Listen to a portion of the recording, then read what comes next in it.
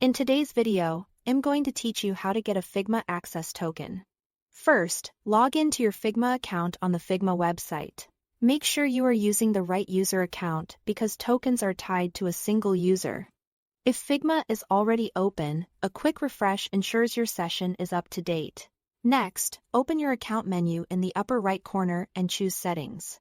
In Settings, switch to the Security tab. This is where Figma keeps authentication options. Scroll until you find the section labeled Personal Access Tokens.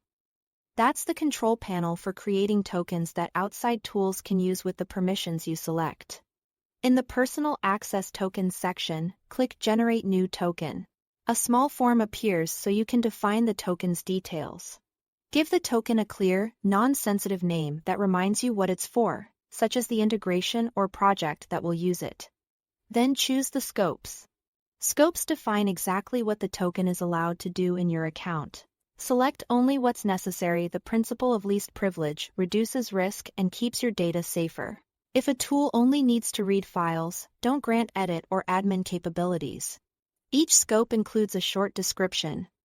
Take a moment to match those descriptions to your intended use. It's better to create separate tokens for different purposes than to overload one token with broad access.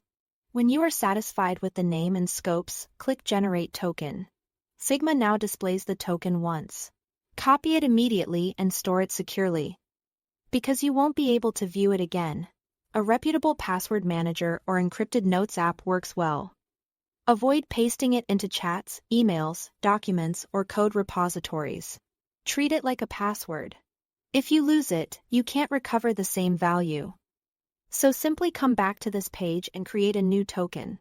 And that's all there is to it. Thanks for watching.